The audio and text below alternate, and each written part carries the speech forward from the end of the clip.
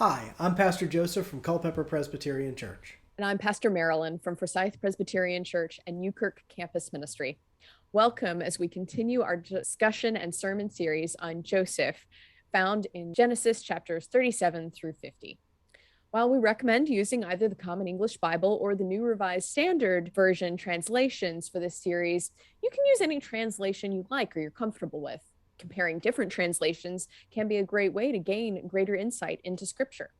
Pastor Joseph and I will start this discussion, and then y'all will take over in your small groups or in the comments section of this video below. Last week, we really wrestled with the story of Joseph in Potiphar's house, the ways in which he was objectified, harassed, assaulted, and unjustly imprisoned.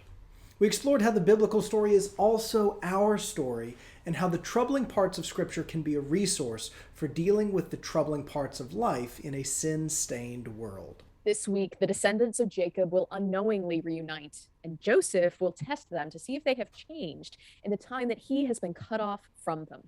Chapters 40 and 41 describe Joseph's time in prison, his gifts as an interpreter of dreams, and how his skills as a manager allow him to rise to a position of prominence within Egypt. Second only to Pharaoh, Joseph oversees pre-famine preparations. By the end of chapter 41, Joseph has not only survived, but has also thrived in his adopted land, and he has begun to sell grain to the starving masses. An important note of background information at this point is that Joseph has become almost fully Egyptian at this point.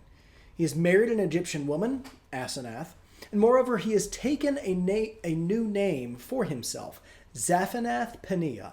Yet for all his assimilation, Joseph gives his half-Egyptian children Hebrew names. He tells us Manasseh, his firstborn, means, "God has made me forget all my hardship and all my father's house." A profound statement to make about his new life, but in his father's tongue. Ephraim, his secondborn, means, "For God has made me fruitful in the land of my misfortunes."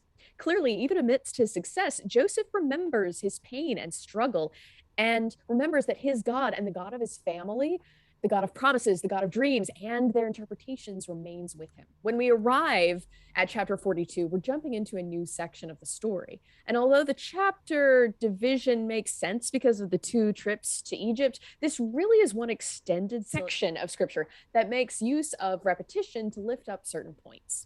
Completely agree. So here's a brief summary of what happens in these two chapters. We start with Jacob sending 10 of his sons to Egypt to buy grain, everybody but his favorite. The brothers make it to Egypt and have their interview with Joseph, who they don't recognize. Joseph, however, not only recognizes them, but also remembers the dream he had back in chapter 37, which has now been fulfilled as they bow before him. Joseph accuses them, however, of being spies and throws them into prison for 3 days. And on the third day, he sends them back to retrieve their brother Benjamin, but keeps one of them, Simeon, imprisoned. The story of Joseph's loss is then retold by the brothers, especially Reuben, and Joseph weeps for the first of 3 times. The 9 remaining brothers make their way back to the house of their father, but discover that the money they used to pay for the grain has been returned. Joseph is testing them.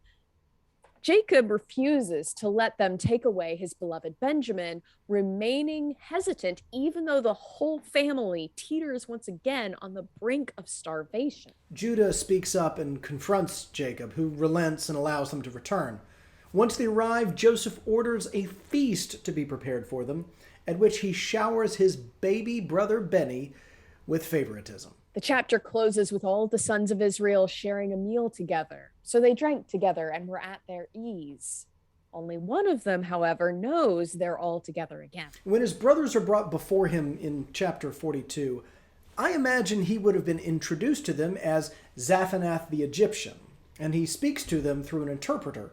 So it makes sense why they would not recognize Joseph the Israelite. Commentator Kenneth A. Matthews speaks of the brothers' anxiety, saying, "Little did they realize that the Egyptian in whose hands were their lives was not foreign, but their very brother, who was moved to tears over their family sorrows." Now, I think that's an important line, but I've got to disagree with that. Their family sorrows were what drove Joseph to tears. To me, Joseph's tears are the result of him being flooded with unresolved trauma. I think he's been in survival mode since his brothers stripped his coat from him and threw him into the pit. He endured trauma at the hands of his brothers, at the hands of Potiphar's wife, and even though his time in prison was relatively pleasant and that no one was trying to assault him, it was still prison. Once he gets out of prison, I think he's been throwing himself into his work, like many of us do, in order to avoid dealing with the trauma that's been following him around since the day in that dried cistern. And you can see it in the name he chooses for his sons, which Marilyn lifted up earlier.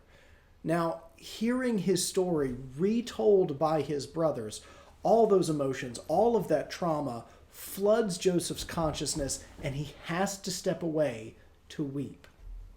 This is, as I mentioned, the first of 3 times he will weep for his relationship with his family, and each time it intensifies. I think Joseph cries this first time because he is finally beginning to deal with the trauma he has experienced. As Joseph is beginning to deal with his trauma, his brothers are beginning their trip back to Canaan.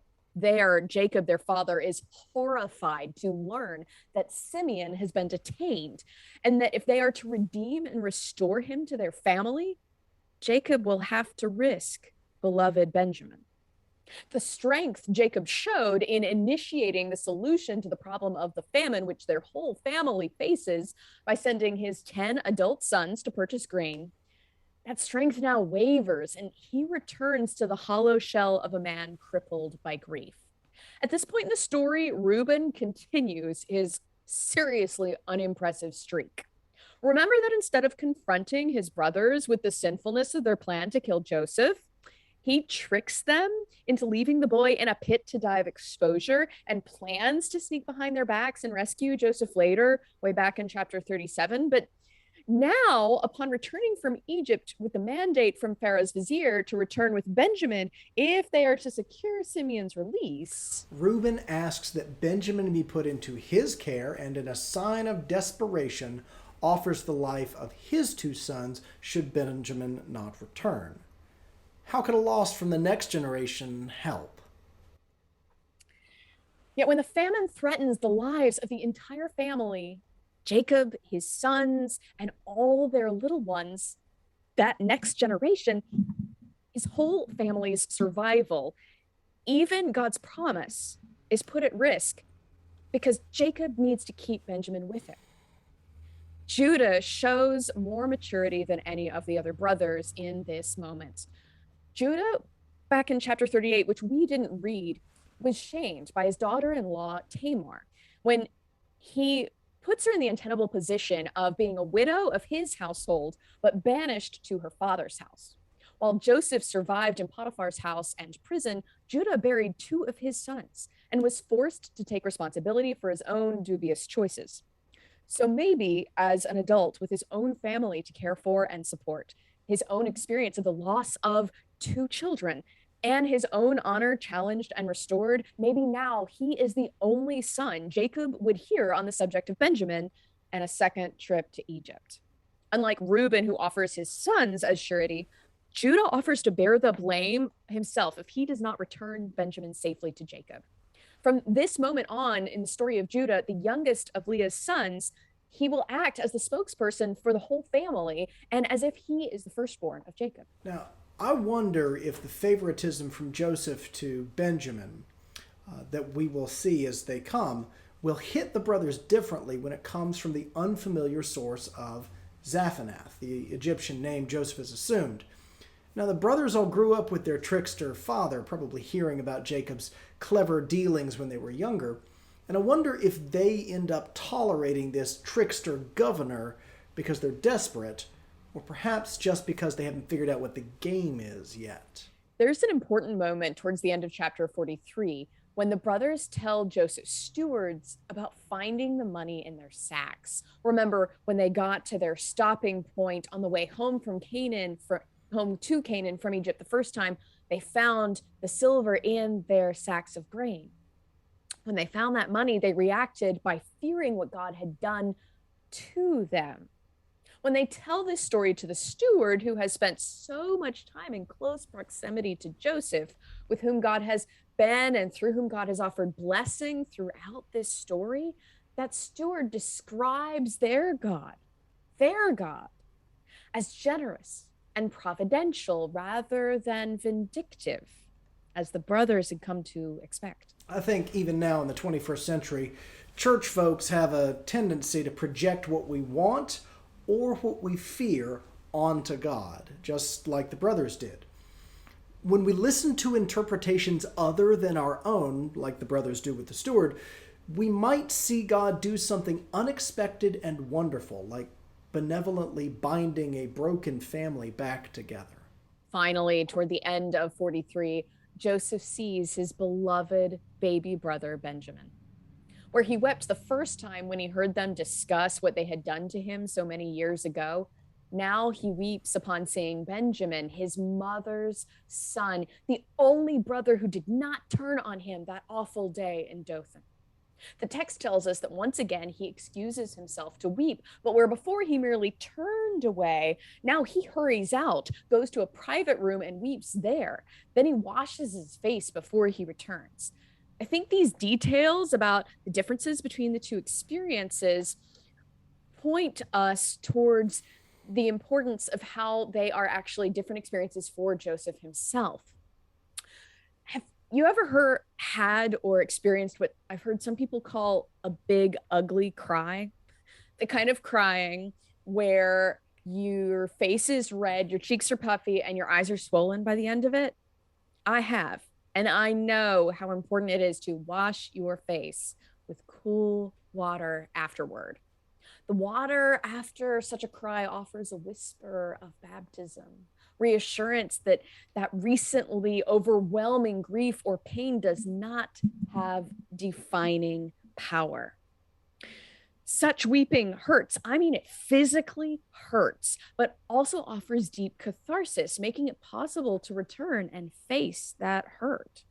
I think Joseph weeps like this when he sees Benjamin all but running from the room, has to wash his face before he can return because he is just now beginning to truly face and recover from the hurt of this family's brokenness.